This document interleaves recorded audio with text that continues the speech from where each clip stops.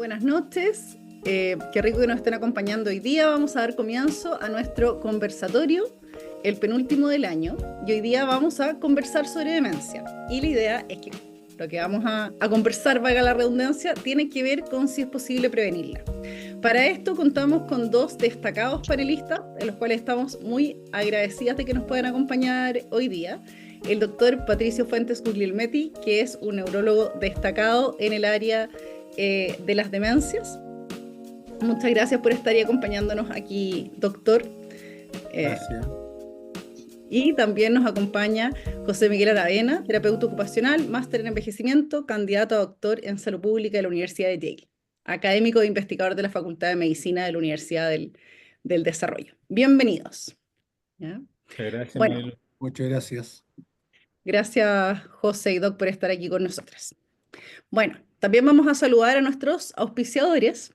Primero que nada, al auspiciador que nos acompaña en todos los conversatorios, que es Holandasa, que es una entidad que posee más de 3.000 derechos de sepultura en los principales cementerios de Parque del Sendero, que están ubicados en Santiago, Valparaíso, Quilpué, Villa Alemana, Rancagua, Concepción y Temuco. Si ustedes tienen duda y quieren conocer de esto, pueden llamar a Orlando Robinson, que es el gerente general de Holandasa, y los va a atender especialmente si son derivados de adopción mayor. Y pueden llamar ahí al más 569-842-86511 o escribir a info@holandasa.cl. ¿Cuál es la gracia de contactarse con ellos? Que si uno está haciendo como planificación y quiere ver el tema en el futuro, en el fondo de una sepultura, en un cementerio tipo parque, si lo hace de forma programada y a través de ellos, tiene hasta un 40% de descuento, que es mucho y que se puede utilizar en otras cosas. ¿Ya? Y también vamos a saludar a Livap, que nos ha acompañado también en varias actividades de opción mayor este año. Livap tienen servicios de cuidado a domicilio, donde incorporan también la tecnología, y una de las gracias que tienen es que tienen servicios que van desde horas para trámites puntuales, que puede ser acompañamiento, un chofer o algo así, hasta cuidado ya como por turnos. Y están en Santiago, la región Valparaíso, Concepción y Valdivia. Eso, muy bien. Ya, vamos a ir ahora con nuestras preguntas. Doctor Fuentes, bueno, como para entrar en esta temática, ¿por qué hoy día hablar de demencia? ¿Por qué en el fondo es relevante que nos juntemos o incluso por qué resulta atractivo cuando uno hace una convocatoria como esta, que puede ser o una convocatoria a nivel profesional o de comunidad, y uno pone el tema de demencia y en general llama la atención? ¿Por qué cree usted que es una temática que hoy nos convoca y que además es importante que nos convoque? Bueno, gracias por la pregunta, Marilu. Yo pienso que la demencia tiene varias características que la distinguen como una condición bien particular. Eh, Desde luego su prevalencia, que está vinculada al envejecimiento poblacional, por lo tanto, hoy es más frecuente en todas partes del planeta. En segundo lugar, por la complejidad de su clínica en todos sus aspectos, que es muy desafiante para los que trabajan en salud. En tercer lugar, porque esto implica muchos costos económicos para una sociedad completa, una comunidad y una familia, porque es una enfermedad que lastima gravemente, ¿no es cierto?, a una persona que puede haber sido individualmente muy relevante, muy extraordinaria, y a propósito de esta condición que suele ser irreversible y progresiva, se va transfigurando en otro ser que lo que constituye para la familia, para los cuidadores, un drama gigantesco, que además tienen que acompañar por muchos años. De tal modo que yo creo que la demencia en particular, como un síndrome que alberga muchas enfermedades, tiene mucha relevancia al día de hoy por su prevalencia, eh, por los costos económicos, sociales, psicoemocionales que implica, y porque hoy día en particular está viviendo un momento como de refrescamiento de situaciones, en términos de lo que vamos a hablar probablemente más adelante, que tiene que ver con lo diagnóstico, con lo terapéutico. Por eso yo siento que es relevante hablar de esta condición, que por estas mismas razones, ya hace 12 años atrás, la Organización Mundial de la Salud lo declaró una prioridad de salud pública. Muchas gracias, doctor. Y en esa misma línea, usted en el fondo que tiene una vasta trayectoria en esta temática, ¿cómo ha ido cambiando quizás como el concepto o lo que se habla, lo que se discute, lo que se investiga en demencia en las últimas décadas? ¿Cómo cree usted que ha sido como el Claro. foco? ¿Dónde Bueno, yo estábamos? sí, entiendo. Yo debo contar que yo cuando estudié medicina, a mí el capítulo de las demencias, el tópico de demencia, me fue impartido en el ramo de psiquiatría, no en el ramo de neurología. En ese tiempo ni siquiera la geriatría existía. Y era media página de un cuaderno universitario. Eso fue todo lo que yo aprendí. Se hablaba de las demencias, ¿no es cierto?, seniles y preseniles, y no mucho más que eso. Bueno, de esa época a la fecha, en todos los aspectos de la demencia como síndrome, ha habido avances muy notables, muy notables. Y uno ha acompañado ese proceso, esa trayectoria, afortunadamente, porque eso ha permitido que uno mantenga el entusiasmo por esta condición, que en realidad nunca ha sido la condición que atrae más seguidores, ¿no es cierto?, desde el punto de vista clínico, ni en la especialidad de neurología, ni en la especialidad de geriatría, tampoco en la psiquiatría, pero justamente porque la revolución ha sido tan gigantesca en muchos aspectos que eso ha motivado y ha reimpulsado el interés de todas las personas que nos dedicamos a este tema. Yo, por decir algo nomás, cuando comencé como neurólogo a dedicarme a las demencias, había aparecido recién el primer anticolinesterásico, que era la tetrahidroaminocrina, la tacrina. Yo justo coincidió con una estadía breve que hice en Estados Unidos y me tocó participar de la primera prescripción de tacrina dentro de los grupos de centroamericanos que estaban en este desarrollo. Y yo viví la experiencia, ¿no es cierto?, de que la tacrina, que era un fármaco bastante rústico, porque los efectos clínicos eran pobres y los efectos secundarios eran gigantescos. Bueno, y viví esa experiencia de la desesperación por encontrar alguna terapia que fuera efectiva, y nosotros nos entusiasmábamos porque estábamos por primera vez usando un medicamento que había sido aprobado por la FDA y que tenía un sustento a través de un estudio de investigación formal que hizo el doctor Summers hace muchos años atrás y que fue publicado en New England. Y de ese tiempo, hace muchos años atrás, hoy día, ¿no es cierto?, todo el mundo está informado de que ya tenemos productos biológicos muy sofisticados en la terapéutica. O sea, tenemos anticuerpos monoclonales, que podemos discutir y comentar después acerca de su verdadera utilidad, pero es un salto cualitativo gigantesco en torno a la sofisticación de los nuevos agentes terapéuticos. Y eso mismo pasa en la cuestión diagnóstica. El diagnóstico históricamente siempre fue clínico, examinando al paciente con la entrevista, después con una evaluación neuropsicológica más o menos profunda, y al comienzo solamente con una tomografía computada, últimamente más con resonancia magnética, pero hoy día han irrumpido lo que se llaman los biomarcadores y eso ha mejorado notablemente la precisión diagnóstica, de tal modo que en muchos aspectos clínicos del estudio y la atención de las personas con demencia hemos vivido un cambio extraordinario en estas últimas, ¿no sé, 2 y 3 décadas. Mm.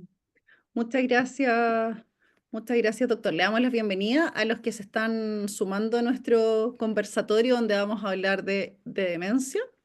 Y estábamos en nuestras primeras preguntas como introductorias.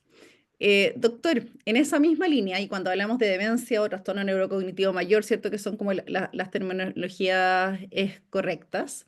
Si uno tuviera como que explicar en fácil de qué estamos hablando cuando hablamos de demencia, ¿cómo lo podríamos, Claro, cómo lo, así como la explicación, cuando decimos estamos hablando de una persona con demencia, que es algo que sabemos que es súper heterogéneo y muy distinto, ¿cómo lo podemos explicar en fácil, considerando que hoy día tenemos además digamos, como asistencia que es súper variada? claro. Demencia es un término general que se comporta como un paraguas para albergar un conjunto muy grande de enfermedades específicas que afectan al cerebro de diferente manera, con diferentes mecanismos, y eso se expresa porque la persona que tenía ciertas capacidades cognitivas y tenía cierta personalidad, a través del tiempo se va deteriorando, perdiendo esas habilidades en grado tal que rinde por debajo del nivel que le correspondía de acuerdo a su educación, cultura. Eso se va acompañando muchas veces de alteraciones del comportamiento y va afectando notoriamente a través del tiempo su autonomía, su funcionalidad, su capacidad para autoatenderse y para sobrevivir, ¿no es cierto?, en el medio. Esa es un poco la definición más amplia de una demencia. Y tal como decías tú, eh, este es un término general que tiene una enorme heterogeneidad, no solamente en la forma clínica de presentación, en los fenotipos que se llaman, sino también en la biología subyacente, y hoy día claramente lo sabemos en el nivel molecular. Así que bueno, desgraciadamente, como yo siempre le digo a los becados, a los colegas y a los pacientes muchas veces, a la gente que le tocó, ¿no es cierto?, convivir con una demencia, desgraciadamente tienen que aceptar que se está dando en ello, ¿no es cierto?, en esa persona, una enfermedad complejísima que desgraciadamente además le tocó desarrollarse en el órgano que es más complejo del universo, como es el cerebro. Muchas gracias, Doc. Y en esa línea, bueno, entendiendo como usted decía que esto tiene distintas causas y que la más frecuente es la enfermedad de Alzheimer, digamos como la de este paraguas que usted decía de causas, pero que no es la única y que esa es la como la más conocida y que muchas veces se utiliza de referencia porque es la más estudiada, pero sabiendo que estamos hablando de esta como condición o situación que puede ser común a otras causas. Una de las preguntas que siempre aparece, ¿cierto? A nivel como de población general e incluso cuando en la consulta, cuando está como con las familias, es bueno, ¿y qué puedo hacer prevenir? Si se puede prevenir o no se puede prevenir la demencia.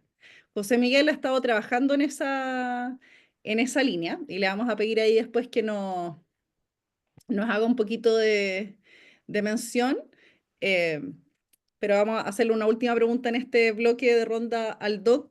Doc, ¿se puede prevenir la demencia o no se puede prevenir la demencia? ¿Qué puedo hacer para prevenir la demencia? ¿Cómo puedo hacer para que a mí no me dé demencia? Claro, bueno, no, está suficientemente establecido por estudios epidemiológicos, sobre todo en el hemisferio norte, donde la prevalencia y la incidencia de demencia se ha estabilizado en algunos territorios de algunas naciones, ¿ah? Fundamentalmente porque se han implementado políticas públicas y medidas de intervención sociosanitaria que controlan factores de riesgo. Y tal como probablemente lo va a desarrollar después José Miguel, hoy día, de acuerdo a la información más reciente que tenemos, existe un número bien significativo de factores de riesgo, 14, que si son controlados oportunamente y como corresponde, existe una chance bien alta, casi de la mitad, ¿no es cierto?, de los casos de posibilidad de que la demencia no se desarrolle en el futuro. Así que si la pregunta ¿es factible al día de hoy, con una intervención multicomponente, ordenada en toda la trayectoria de vida de un sujeto, prevenir la posibilidad de que desarrolle una demencia en el futuro? La respuesta es sí. Muchas gracias, doctor. Ahora, José Miguel, cuéntanos tú desde esta línea, si de acuerdo a lo que te ha tocado revisar. Sabemos que hay publicaciones, hace poquitos meses, ¿cierto? Salió una publicación en este ámbito, pero ¿qué dirías tú? ¿Se puede prevenir la demencia? ¿Se puede disminuir el riesgo de demencia? Y por otro lado también, ¿cuáles son esos factores que mencionaba el doctor que nos puedes contar? Claro, claro. Mira, la verdad es que tal como lo dice el doc, me gusta ser más positivo y quizá ocupar el término prevenir la demencia eh, es quizás un término, una frase que deberíamos comenzar a incorporar en nuestro cotidiano, ¿sí? Si vamos a lo técnico, prevenir sería que nunca sucediera y es difícil medir algo que nunca sucede porque nunca sucede, ¿sí? Y probablemente vamos a necesitar más información a lo largo del tiempo para determinar si es que va a haber alguna variable, algún determinante que efectivamente va a hacer que no aparezca esa condición a lo largo de mi trayectoria. Pero sí podemos hablar con mucha seguridad de que yo puedo reducir la probabilidad de desarrollar una demencia y que incluso podría reducir la posibilidad de que esa demencia se presente a una edad más temprana, convengamos 60, 70 y retardarlo para una edad mucho más tardía. Ahí quizás es relevante desde lo que mencionaba el doctor también, de que presentar una demencia a una edad mucho más tardía es muy diferente a presentar una demencia a una edad quizás de la adultez mayor más temprana. O sea, su progresión es diferente, su evolución es distinta. Entonces, sí, podemos hacer muchas cosas para reducir la posibilidad de que desarrollemos demencia, ¿sí? Y dentro de esas cosas, o de esos aspectos, factores, llamémoslo así, o determinantes, quizás llamémoslo, eh, gran parte de ellos se acumulan, o sea, en distintos momentos de la vida de las personas. Entonces, se habla de que el primer factor o el primer determinante es el nivel educativo que tienen las personas. Y el nivel educativo es uno de los pocos factores que tiene una relación de dosis-respuesta. ¿Y a qué se refiere esto? Si tengo menos años de educación, mis posibilidades de desarrollar demencia de edades tardías es más alta, pero si tengo más años de educación, las posibilidades de desarrollar demencia son más bajas, ¿sí? Entonces, ese es un primer factor. Ahora, ¿cuál es el mecanismo por el cual actúa el tener más años de educación? La explicación rápida es, tengo un cerebro con más reserva, que tiene mejor conexión, o tiene más recursos para, incluso teniendo la patología de la enfermedad en mi cerebro, compensar esa patología y seguir funcionando en mi día a día sin mostrar los síntomas. Esa es la explicación rápida, ¿sí? Pero también tener más educación significa que hay gente, como persona tengo más acceso también a mejor trabajo, a vivir en un mejor entorno, a más tiempo para involucrarme en otras actividades que también son saludables para mi cerebro. Entonces, eh, vamos viendo que son múltiples los factores que se van sumando. Luego, en la edad media, o sea, estamos hablando de los 45, eh, quizás 35, 50 años, existe una serie de factores que llamamos factores de riesgo que están asociados a desarrollar demencia en edades tardías. O sea, ya a los 45 uno debería estar preocupándose bastante, y áreas que son así fundamentales, todo lo que tenga que ver con el corazón. Eh, el peso, por ejemplo, la gente que tiene más obesidad en edades medias, ¿sí? Digamos 45, 50, tiene más riesgo de desarrollar demencia a edades tardías. La hipertensión es un factor de riesgo importante también, ¿sí? Hablamos que idealmente uno debería mantener una presión presión sistólica de 130 como máximo, ojalá. El óptimo, de hecho, es mantener 120, ojalá a medida que yo voy envejeciendo y en la edad más tardía, seguir manteniendo los 120, ¿sí? Y de hecho, el manejo de la hipertensión o manejar la presión sistólica en 120 es de las estrategias que ha mostrado mejores resultados en términos de prevenir el desarrollo de deterioro cognitivo y demencia a lo largo de, por lo menos, de la adultez mayor. Tenemos también manejar la diabetes, y últimamente se sumó los niveles de colesterol alto. Además tenemos, por supuesto, los sospechosos de siempre: fumar, beber en exceso y el sedentarismo, que si lo pensamos son las condiciones de riesgo de múltiples otras enfermedades que también se asocian al desarrollo de demencia, ¿sí? Por ejemplo, no sé, un accidente cerebrovascular. La probabilidad de tener una demencia post un accidente cerebrovascular es altísima, ¿sí? Em, ¿Qué más tenemos? Los golpes en la cabeza. ¿Sí? Los golpes en la cabeza. Y lo interesante, por ejemplo, de los golpes en la cabeza es que no es necesariamente cualquier golpe. Si yo tuve un golpe en la cabeza leve a lo largo de mi vida, eso está bien. Mi cerebro tiene una capacidad regenerativa, tal como muchos componentes de mi cuerpo. Entonces, mi cerebro va a seguir funcionando. Pero si esos golpes han sido moderados o de alta intensidad, digamos que tuve un golpe que me hizo perder la conciencia, o un golpe que me hizo quedar demasiado mareado, me dio vómito, ese es un golpe que quizás quiero tomar en consideración. Y mientras más de esos golpes tenga, más probabilidad tengo de desarrollar demencia. Ahora, ¿qué pasa con esos golpes que son más ligeros? Están estos estudios que son muy entretenidos, donde comparan a los jugadores de fútbol que juegan en posiciones donde se cabecea más versus estos jugadores de fútbol que juegan en posiciones donde no se cabecea, como por ejemplo el arquero. Y los jugadores que cabecean más tienen más riesgo de desarrollar demencia que el que no ocupa la cabeza. Lo que quiere decir en cierta forma que también es el desgaste del organismo a lo largo del tiempo, porque golpear una pelota es un cabezazo nomás, es una pelota de un material blando y todo, pero si ese golpe es repetitivo en el tiempo, por supuesto que podría llegar a ocasionar o incrementar mis chances de desarrollar demencia. ¿Sí? Y luego en edades tardías tenemos ya, o entre media y tardía, tenemos uno que es de los más fascinantes, por lo menos a mi parecer, que son la pérdida auditiva. ¿Sí? Y en la edad media se habla, pero en edades tardías también estamos hablando de que perder la audición se desarrolla, se asocia a un mayor desarrollo de presentar enfermedad de Alzheimer y es uno de los factores que más contribuye la pérdida auditiva. ¿Sí?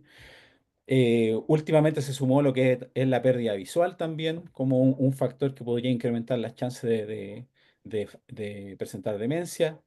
El aislamiento social, por supuesto, es un factor que uno siempre debe considerar y que el aislamiento social también es uno de los sospechosos de siempre con respecto a múltiples enfermedades que tienen que ver con el ser humano en general. No, no quiero decir solo el envejecimiento, son condiciones de salud del ser humano. ¿Sí? Y por último, la contaminación del aire. ¿Sí? Y este es un factor que también funciona en una gradiente de dosis. Mientras más expuesto estoy, particularmente a partículas de metales pesados que se liberan de la combustión de carbón, por ejemplo, o de la industria, que es el PM2.5, eh, incrementa el riesgo de desarrollar demencia. Ahora, ¿hay una relación directa entre el PM25 y el desarrollo de la demencia? También es cuestionable, pero en realidad la exposición al humo de la combustión incrementa mucho el riesgo cardiovascular. Y ese riesgo cardiovascular finalmente va a terminar gatillando la cascada fisiopatológica de la enfermedad e incrementando el riesgo de desarrollar demencia. Muchas gracias, José Miguel. Vamos a seguir ahí profundizando en esa línea y también les vamos a pedir su opinión a ver desde la factibilidad de la intervención. Pero antes de seguir, y como se ha ido sumando más gente, darles la bienvenida a este conversatorio, contarles que estamos con el doctor Patricio Fuentes, destacado neurólogo en el ámbito de las demencias, y José Miguel Aravena, terapeuta ocupacional, candidato a doctor, siempre se me olvida. Eso. Ah, bueno, en salud pública, me lo simplificaste, en salud pública en la Universidad de Yale y también con vasta trayectoria en temas de envejecimiento. Y saludamos también a los auspiciadores que nos acompañan hoy, Holandasa, para quienes estén pensando en planificar el futuro y que quieran considerar una sepultura, por ejemplo, en cementerios como el Parque del Sendero. A través de Holandasa ustedes pueden encontrar a un precio que es mucho más conveniente en las ciudades de Santiago, Valparaíso, Quilpué, Villa Alemana, Rancagua, Concepción y Temuco. Así que los invitamos a contactar, ahí después van a encontrar en pantalla los teléfonos para poder comunicarse o escribir a infoholandasa.cl y conversar de esta temática y llamen con toda confianza porque no los van a perseguir ni los van a catetear, nada. Y por eso nosotros los recomendamos. Y también saludamos al IVAP, que tiene un servicio de cuidados a domicilio y acompañamiento en las ciudades de Santiago, en la región metropolitana, y en varias localidades, en Concepción y en Valdivia, y pueden conocer más de ellos en www.livap.cl. Pueden encontrar desde cuidado por horas hasta más largo, acompañamiento en algunas cosas, personas no necesariamente cuidado, y además incorporan aspectos de tecnología de una forma además muy seria. ¿Ya? Muy bien, vamos a seguir entonces con nuestras preguntas acá, sacándole partido al doctor Fuentes y a José Miguel. Y en esa línea, ya que estábamos hablando de esto de la disminución del riesgo y los factores de riesgo, queríamos pedirte, José Miguel, si nos puedes hablar de tu proyecto o tu estrategia Cultivamente. Y Sí, después nos estamos haciendo unas preguntas en el chat y vamos a seguir con esas, ¿ya? Sí, sí, Cultivamente. muchas gracias. Bueno, Cultivamente es una iniciativa que nace a partir de poder generar una conciencia en la población con respecto a la posibilidad que existe de poder prevenir la demencia, de prevenir la enfermedad de Alzheimer de forma particular. Ustedes pueden ir a la página www.cultivamente.cl y esto es una iniciativa comunicacional que busca empoderar a las personas con respecto a su posibilidad de poder prevenir la demencia.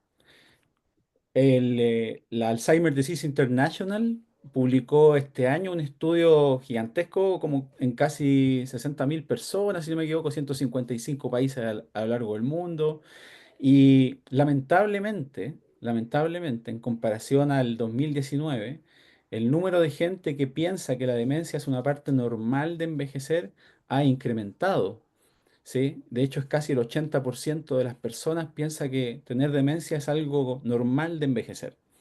Y eso es un número bastante alarmante. Alarmante también pensar que casi el 65% de los profesionales de salud piensa exactamente lo mismo. Entonces, ¿qué le queda a las personas? Si es que su profesional, si es que los mismos profesionales o nosotros mismos estamos inculcando, teniendo una noción que quizás no es correcta con respecto a nuestra posibilidad de prevenir la demencia, ¿sí? Y asimismo, por ejemplo, hay estudios en algunos países más del norte donde a la gente le preguntan, ¿alguna vez ha hablado de el cuidado de la memoria o la prevención de la demencia con su doctor? Y menos del 10% dice que sí. Pero después cuando les preguntan cuál para usted es el problema más apremiante que le gustaría conversar con su doctor, casi el 90% de la gente dice los problemas de memoria. Entonces existe una disonancia importante con respecto a lo que al grado de conocimiento que existe en distintas áreas. Y cultivamente es una estrategia que no, bajo la cual nosotros esperamos incrementar la conciencia social que existe con respecto a la posibilidad de prevenir la demencia, empoderar a los individuos, empoderar a las instituciones también con respecto a la posibilidad que existe de cuidar nuestro cerebro y evitar que tengamos demencia y de desestigmatizar la idea de que la demencia es algo normal de envejecer, sino que uno puede hacer muchas cosas.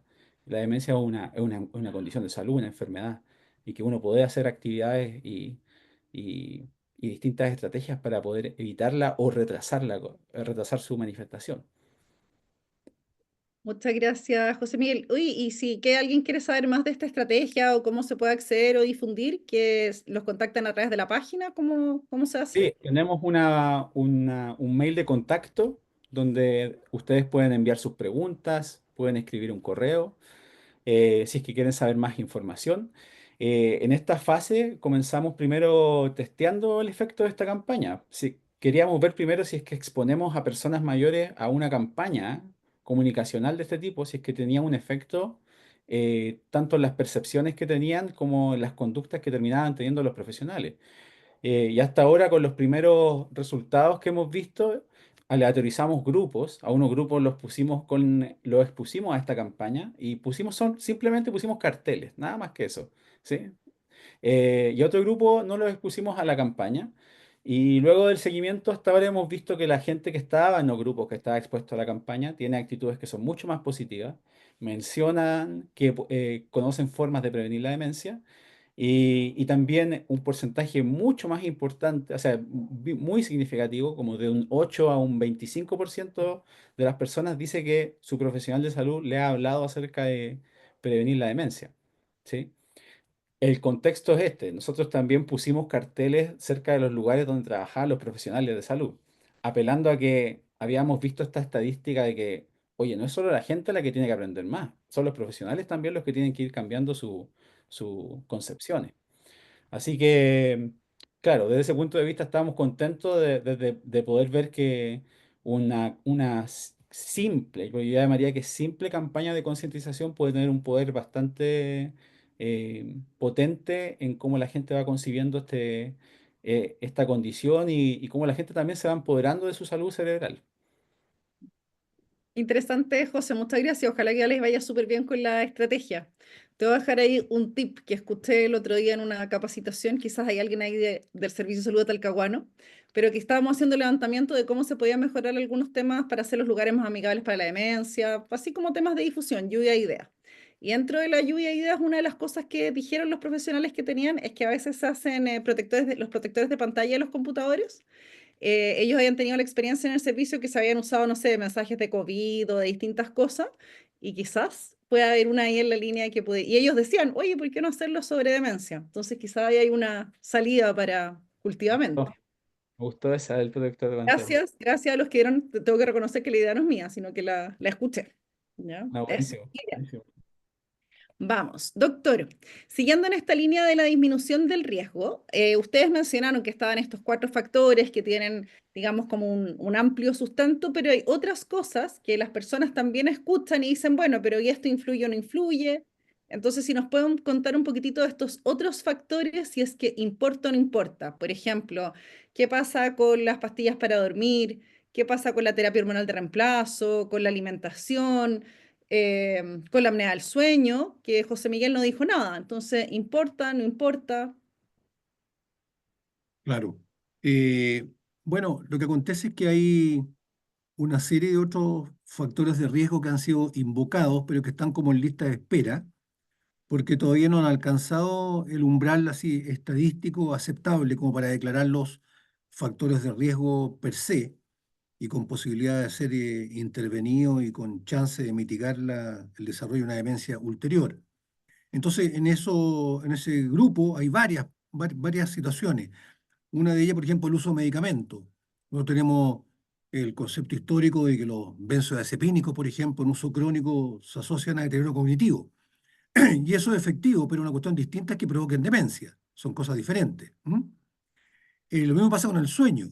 Naturalmente que un trastorno del sueño serio, ¿no es cierto? Un síndrome de apnea obstructiva del sueño, en el fondo es una hipoxia pequeña pero acumulativa en el tiempo que puede repercutir, pero tampoco se ha vinculado necesariamente con la chance de desarrollar demencia. Hay toda una discusión acerca de cuántas horas de sueño son las recomendables y no ha habido acuerdo, porque se ha diferenciado en que las personas que duermen más de 10 horas tienen tanto riesgo como las personas que duermen menos de 6 o 5 horas, por ejemplo. Entonces, son situaciones que están despertando interés, que han sido analizadas, pero no han alcanzado a conseguir entonces este nivel de fundamentación para que sean incorporados como factores de riesgo. Eh, lo mismo pasa con las patologías psiquiátricas, por ejemplo. Sabido es que muchas personas que tienen patologías psiquiátricas primarias, entiéndase esquizofrenia o trastorno bipolar, experimentan un deterioro, pero nadie ha demostrado que, por ejemplo, la enfermedad bipolar sea un factor de riesgo para desarrollar demencia, que es una cuestión diferente, porque son estudios que se requieren, diríamos, seguimientos longitudinales durante mucho tiempo y ojalá, ¿no es cierto?, prospectivo. Entonces, no es fácil hacer esa analogía de que esta es una patología que está afectando al cerebro y por ende va a provocar una demencia. Y así hay numerosos otros factores. Lo mismo pasa con la terapia de reemplazo hormonal. Es una controversia histórica en que han habido oleadas de entusiasmo en que los ginecólogos, nosotros prescriben estrógenos, progestágenos, posmenopausia, y después eso se calma un poquito, después levanta de nuevo. Yo he observado que en el último tiempo hay una nueva como represcripción a las mujeres posmenopáusicas.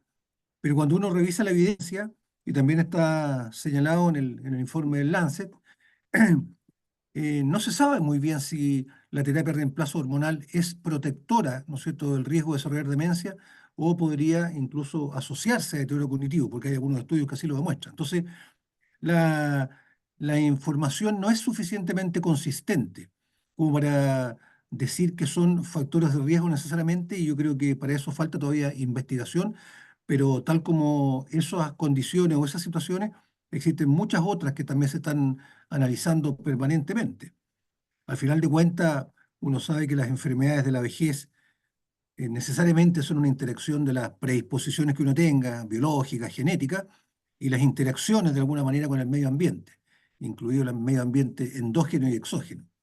Pero los 14 factores de riesgo que nosotros comentamos son los que han sido suficientemente documentados y que para este comité de expertos Lancet Commission les pareció suficientemente consistente la evidencia como para declarar los factores de susceptibilidad de riesgo real. Mm.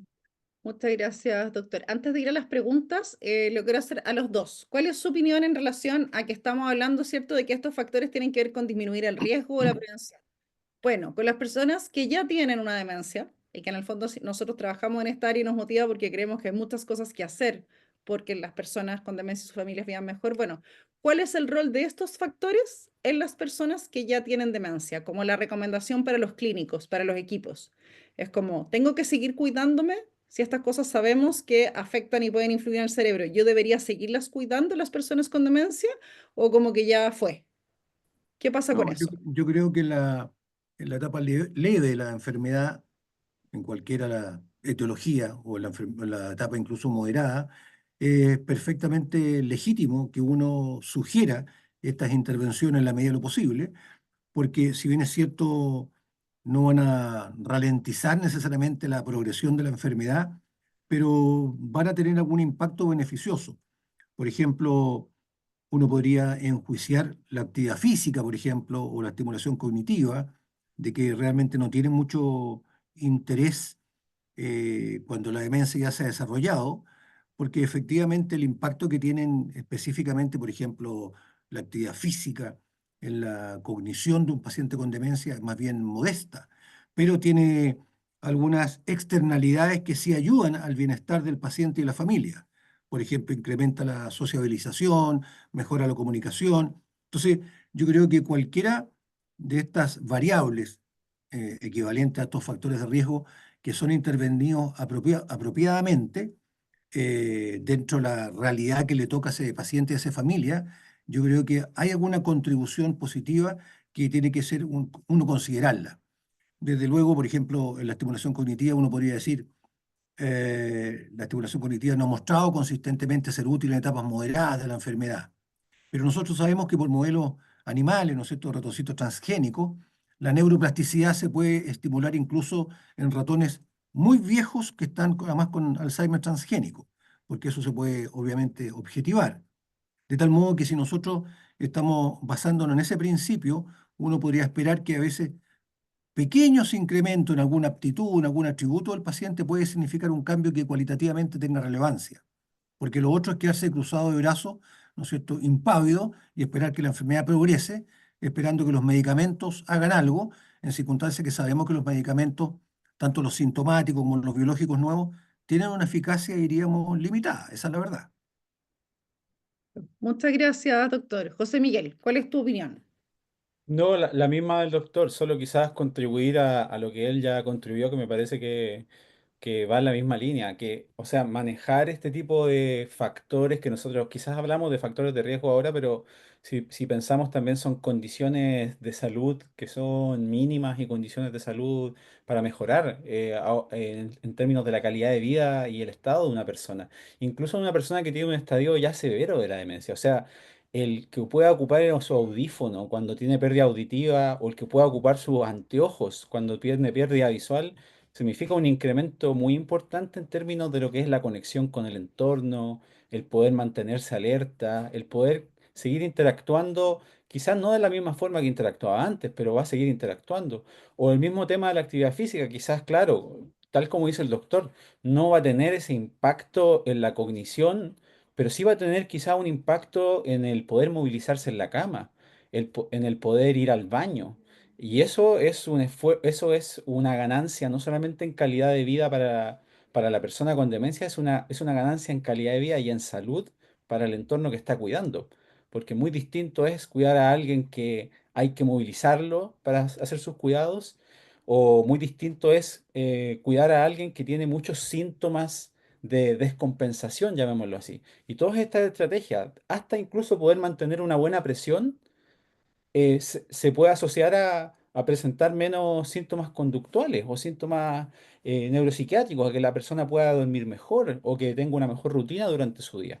Así que sí, o sea, en todo el estadio de la condición tenemos que estar preocupados de manejar todos estos aspectos de salud. Muchas gracias, José Miguel. En el fondo el mensaje es ese, que tiene que ver con el cuidado de la salud y del bienestar a lo largo de toda la trayectoria de la demencia y entendiendo que lo que le pasa a la persona no es solo por la demencia, por la patología que tiene en el cerebro, sino por una interacción que va entre quién es esta persona, cuáles son las condiciones con las que vive, cuál es la red social con la que tiene, qué otros problemas de salud van apareciendo y también que en la medida que efectivamente nosotros vamos a ir ajustando la intensidad o dónde ponemos el foco en la medida que la persona va avanzando. Ya, o sea, por ejemplo, ahí cuando José Miguel dice, ¿cierto? Me voy a preocupar de la presión, claro, me voy a poder preocupar de la presión, pero eso tiene que ver también que en la medida que la persona va avanzando en su trayectoria o van empezando otros temas pronósticos, no son las mismas metas que hablamos en el bloque anterior, sino que tiene que ver con el contexto. Pero pero en el fondo no significa que nos tengamos que preocupar de la persona, siempre vamos a tener un montón de cosas que hacer, solo que vamos a ir ajustando cuáles son como los focos, los objetivos y ese tipo de cosas.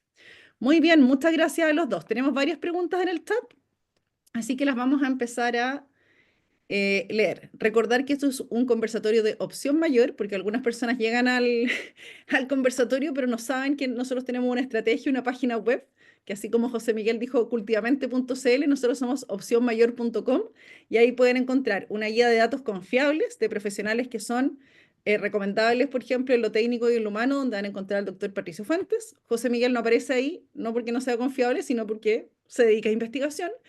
Pero vamos a encontrar un directorio de datos en todo ámbito, no necesariamente de salud y que lo queremos ir enriqueciendo cada día.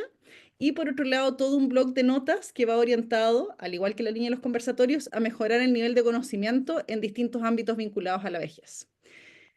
Entonces, las preguntas. Acá decía ya. ¿La pérdida del olfato influye? Esta pregunta estaba al principio que decía, cuando hablaba de los factores de riesgo, preguntaban de la pérdida del olfato. ¿Qué nos pueden decir eso? Si es porque una cosa que quizás si es un factor de riesgo o si es un signo de algo, doctor. Mm. Bueno, la pérdida del olfato también ha sido frecuentemente discutida en términos del valor, ¿no es cierto?, clínico que tendría como un, un elemento predictivo de una conversión futura en alguna patología demenciante. Bastante conocido, ¿no es cierto?, el hecho de que en los cuadros extrapiramidales, fundamentalmente la enfermedad de Parkinson, hay una disminución del sentido del olfato varios años antes, ¿ah? Y junto con los trastornos conductuales del sueño REM, ¿no es cierto? Son síntomas, manifestaciones premonitorias de una enfermedad degenerativa que se está incubando. Y también ha sido, claro, asociado en la pérdida del olfato con la posibilidad de desarrollar una enfermedad de Alzheimer en el futuro, eh, pero eso tiene menos consistencia, pero sí ha sido conversado y publicado. Ahora, aparentemente hay alguna conexión porque la mucosa olfatoria tiene una comunicación directa, ¿no es cierto?, lineal con el rinencéfalo, donde están las estructuras límbicas, donde está, ¿no es cierto?, el hipocampo, los centros de memoria. De tal modo que lo que pase a nivel, ¿no es cierto?, local, en la nariz, como órgano sensorial, de alguna forma está vinculado con fenómenos cognitivos al interior del cerebro, de manera que parece razonable pensar que podría ser también, ¿no es cierto?, para otras causas de demencia, una manifestación un poquito anticipatoria a lo que podría venir en el futuro. Pero necesariamente cuando alguien tiene una hiposmia o una anosmia, no necesariamente significa que está incubando una enfermedad degenerativa. Hay otras patologías otorrinológicas que pueden hacer perder la olfacción, el tabaquismo, la sinusitis crónica, por ejemplo, etcétera. Muchas gracias, doctor. Acá hay otra pregunta que dice, ¿cuáles son los síntomas difícilmente detectables, esos que aparecen producto de la edad? Por ejemplo, el olvido. Quizás en esa línea pudiésemos hablar de cuáles son los signos de alerta. O sea, digamos quizás cuáles son los signos de alerta y qué cosas o cuáles son los cambios esperables asociados al envejecimiento en la cognición. Eh, bueno, ese es un tema muy también analizado porque es complejo de establecer así en forma precisa cuáles serían los indicadores clínicos, ¿no es cierto?, más prematuros, más oportunos de detectar, porque esto tiene un montón de variabilidad, ¿no? Cada persona desarrolla su sintomatología de manera bastante individual. Pero si yo, por ejemplo, traslado un poco lo que es mi experiencia clínica en detección de estos cuadros, bueno, uno finalmente recurre a ciertas preguntas. Ustedes saben que también se ha cotejado el hecho de algunas preguntas específicas, ampliadas, abiertas, que solamente en el diálogo ya permiten capturar ciertos elementos que son sospechosos de un deterioro cognitivo, ¿ah? Si uno le pregunta a una persona mayor, que hable, ¿no es cierto?, de su familia, de su origen, en una conversación con un cierto tiempo, uno inmediatamente va a detectar algunas claves lingüísticas, de memoria, atencionales, que sin necesidad de hacer ninguna pregunta muy específica, van a denotar que la persona tiene algún tipo de trastorno, ¿ah? Que podría ser sugerente de algo. Y luego hay cosas por las cuales uno pregunta, la mayoría, no todas por supuesto, pero la mayoría de las demencias comienzan por defectos de memoria, y uno hace las preguntas clásicas, es decir, eh, qué es exactamente lo que le ocurre con respecto a la memoria, que dé ejemplo de las cosas que se le olvidan, y ahí uno termina siempre tratando de ayudar, ¿no es cierto?, en la anamnesis para que la familia o el paciente se conecten con la intención de la pregunta y le dice a la familia, por ejemplo, ella está repetitiva, ese es un indicador bien sensible. Pierde cosas que no vuelve, ¿no es cierto?, a encontrar. Con respecto a la orientación, en alguna parte se ha desorientado en algún lugar, ¿no es cierto?, y le ha costado como encontrar el camino, por ejemplo, de vuelta. Está teniendo una dificultad un poquito más evidente en encontrar, ¿no es cierto?, los nombres de las personas, los nombres de los objetos. Cuando lo ha visto escribir, nota que tiene alguna dificultad particular que antes no tenía, si era una persona que solía escribir, ¿no es cierto?, con un lápiz. En fin, dependiendo del dominio cognitivo, hay una serie de preguntas que son clásicas y que uno va haciendo para ir orientando un poco el interrogatorio, pero existe una diversidad inmensa de presentaciones clínicas. Los mismos pacientes Alzheimer clásicos no siempre debutan con defectos de memoria, pueden tener otro tipo de defectos al comienzo. Y los propios problemas de memoria a veces son un poco distintos.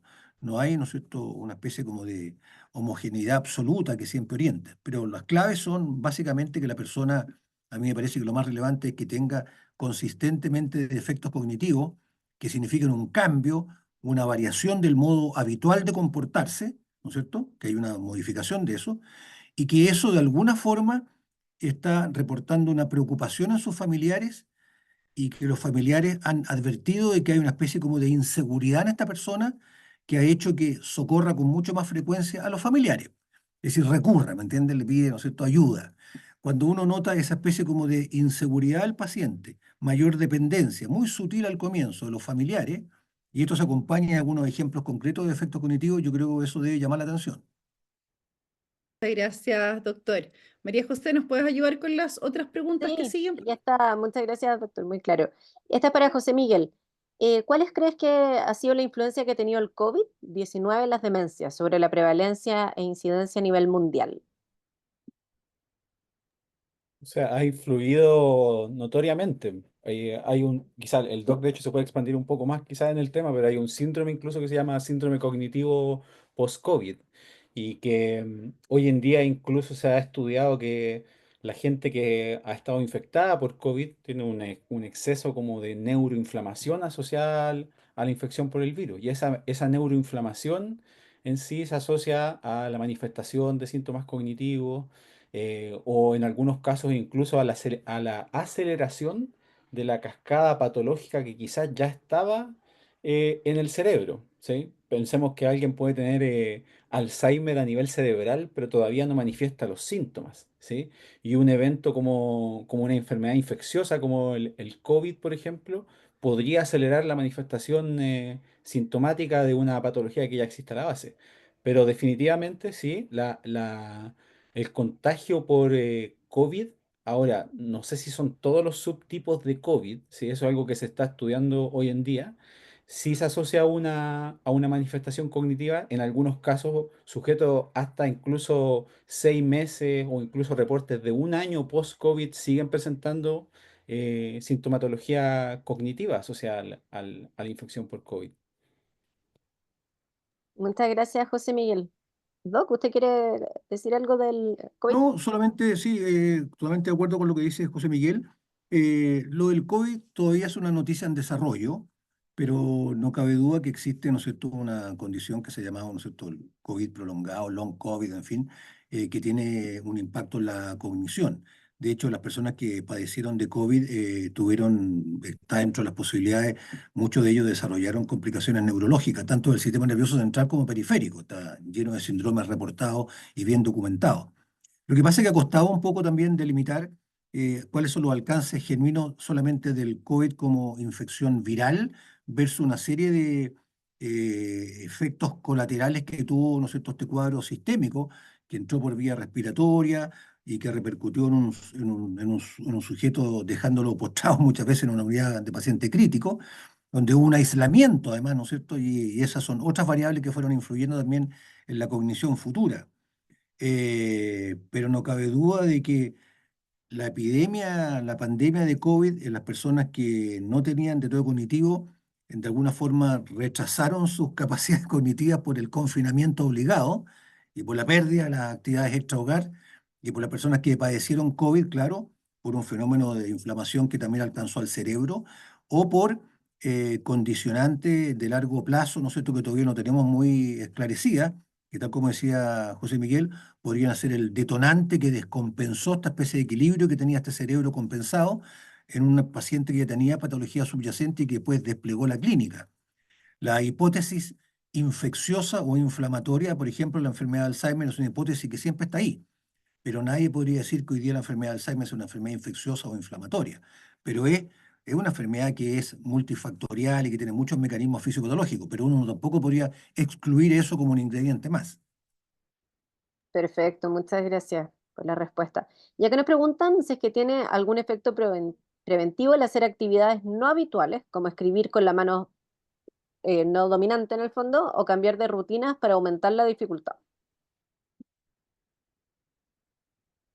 Yo creo que José Miguel, que es terapeuta, podría contestar mejor que yo eso. Sí, la verdad es que, mire, estos suelen ser recomendaciones que uno habla o que uno conversa con la gente, ¿sí? Pero hay muchos estudios que, por ejemplo, toman a la gente y le enseñan a hacer algo nuevo. Por ejemplo, gente que nunca había tocado el piano y le enseñan a tocar 4 notas con el piano, ¿sí? 4 notas con el piano, todas las semanas repitiendo las 4 notas con el piano. Nunca había tocado el piano, empezó a tocar las 4 notas con el piano. Y después analiza a través de un escáner la actividad cerebral para ver si es que efectivamente el tocar el piano incrementó o esa habilidad cognitiva porque era algo que estaba fuera de lo habitual para esa persona, ¿sí? Los sujetos no necesariamente incrementan su cognición, sí quizás podría incrementar la cognición en la habilidad que estoy entrenando en ese momento. Quizá no sé, mi habilidad para distinguir sonidos, ¿sí? Mi destreza psicomotora, porque estuve practicando con estos dedos. Y a la vez, la actividad cerebral que se va generando tiene que ver con la actividad cerebral que es el aprendizaje del movimiento. ¿Sí?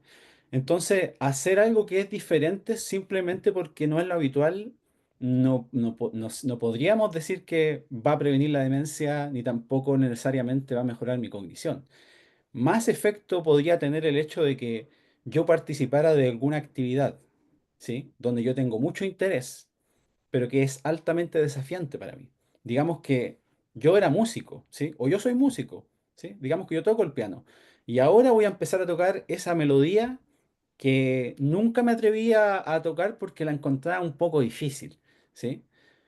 Y lo hago de forma persistente y aprendo esa nueva melodía que es altamente desafiante para mí. Eso probablemente va a tener un efecto más potente en mi cerebro en términos de funcionamiento que simplemente hacer algo diferente porque es diferente, ¿sí? Em, entonces, quizás tiene que ver más con el hecho de alcanzar una actividad que sea de alto desafío cognitivo, y uno siempre tiene que estar pensando en eso, que ojalá vaya en la línea de aprender algo nuevo y que vaya en la línea de lo motivante, porque también en esta misma revisión de lo que son los estudios científicos, la estimulación cognitiva puede, puede ayudar en la cognición, podría ayudar en la cognición, pero yo siempre digo, si tengo que priorizar algo, no voy a partir con la estimulación cognitiva, probablemente voy a ir primero al corazón. Eso lo voy a priorizar. Voy a priorizar mi actividad física probablemente y todos estos parámetros que tienen que ver con lo sensorial. Y quizás después voy a estar pensando si es que incorporo actividades cognitivas en mi vida. Y si las voy a incorporar, ojalá que sean mínimo 3 veces, 4 veces a la semana por 30 minutos y de forma intensa. No me voy a sentar a hacer un sudoku ni tampoco... O sea, si lo estoy haciendo todos los días, el cerebro aprende de formas para resolverlo. ¿Sí? Tiene que ser una actividad que ojalá me desafíe de forma importante en términos de aprender algo nuevo, ¿sí? Pero claro, hacer una actividad cognitiva en sí misma por sí solo no es suficiente, no es suficiente. O sea, Gracias. Gracias por esa respuesta, José Miguel. Y acá una última que nos dicen. ¿La demencia vascular es progresiva? Pregunta. A diferencia del Alzheimer, que es neurodegenerativa, o los factores de riesgo de la demencia vascular hacen que sea más probable desarrollar otra lesión. Bueno, la demencia vascular es una condición también muy heterogénea porque puede tener muchas formas de presentación y muchos mecanismos causales, ¿ah? Hay enfermedad de pequeño vaso que puede producir una demencia hasta grandes lesiones hemorrágicas o isquémicas. Eh, Como los accidentes vasculares cerebrales son el producto de factores de riesgo vascular, nosotros hemos observado que cuando alguien hace un primer accidente cerebrovascular, si uno examina retrospectivamente la historia clínica de ese paciente, muchas veces ya tenían un deterioro previo, porque ya hay un impacto, ¿no es cierto?, de la hipertensión arterial, de la diabetes mellitus, del tabaquismo, de la dislipidemia, que de alguna forma va lastimando al cerebro, ya produciendo un menoscabo cognitivo. De tal modo que esta asunción de que la demencia vascular se refiere exclusivamente al deterioro cognitivo post-accidente vascular es relativo, porque los pacientes ya venían desarrollando un deterioro previo. Y si es o no progresiva, bueno, eso va a depender de la cantidad de eventos que se vayan sumando en el tiempo.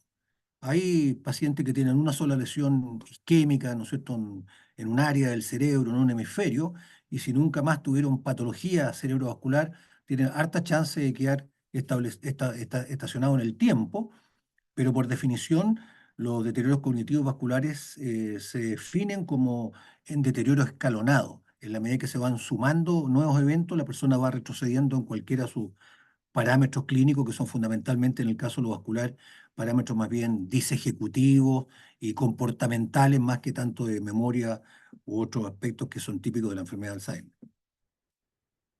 Muchas gracias.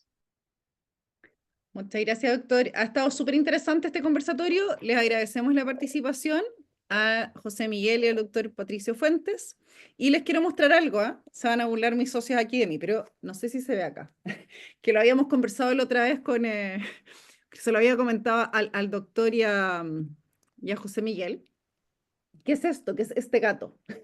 Que es de una empresa que se llama Orange Tech Care, que como todas las cosas, son estas como mascotas de compañías medias robóticas que existen. ¿Por qué la muestro? Porque yo no sabía que existían acá en Chile y ellos las traen, Orange Care Tech. Como todo lo que estamos hablando en demencia, siempre tienen que ser prescripciones que son individualizadas. O sea, no porque una persona tenga demencia y haya un mensaje, no sé, y hay un reporte que diga que las gallinas le hacían bien a las demencias, significa que a las personas con demencia le tengo que regalar una gallina, ¿ya? Pero sí es importante, y para nosotros como Opción Mayor nos interesa, que las personas estén informadas, y por eso les invitamos a revisar en nuestro blog, en opcionmayor.com, sobre distintos temas de interés.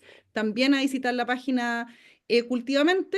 Y si alguien o en sus equipos quieren conocer más de estas mascotas, que si fijan se está moviendo mientras nosotros conversábamos y levanta la patita, eh, puedan visitar la página ahí de Orange Care Tech para conocer un poco más. Nosotros la conocimos por esto porque nos contactaron y nos mandaron la mascota para que la conociéramos.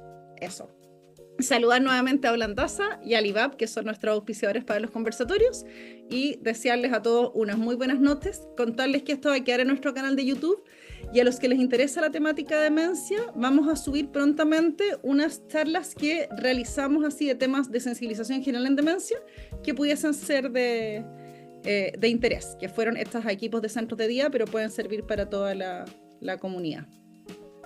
¿Algún saludo, algún último mensaje, José Miguel, doctor? No, estimularla a ustedes nomás que sigan en esta cruzada, ¿no es cierto?, de educación, de concientización, de hacer presencia pública de esta condición tan lamentable que requiere mucha ayuda. No, todo lo que estamos aquí en este conversatorio nos damos cuenta de que el Plan Nacional de Demencia no alcanza, que la UG no alcanza, entonces todas las otras iniciativas, ¿no es cierto?, paralelas que vayan sumando, yo creo que es una sinergia muy estimulante para que esta situación de estas familias que padecen esta condición de alguna forma se alivie en algún aspecto. Muchas gracias, doctor. José Miguel. No, felicitarla por la iniciativa. Yo creo que faltan más instancias como esta, que se den este espacio para que conectarse con la gente, creo que es muy importante. Claro, está el extremo de la gente que ya está viviendo con esta condición, que definitivamente su trabajo es todo un aliento, creo, para las familias que están viviendo con ella, pero también creo que es un aliento para aquellos que están en una fase donde quieren cuidarse también y quieren saber qué cosas se pueden hacer. Y creo que Opción Mayor es un lugar que está tratando de abrir esa puerta para que la gente mayor también comience, o que comencemos todos a empoderarnos con respecto a lo que es nuestro envejecimiento. Así que les agradezco la invitación y su trabajo también. Muchas gracias, amigos. Muchas gracias a los dos. Muchas gracias a todos los que se conectaron y nos estamos viendo la próxima semana. Tenemos el último conversatorio del año y vamos a hablar de residencias. Buenas noches. Muchas gracias. Chao, María Gracias, José. buenas noches, chao, gracias. Yes.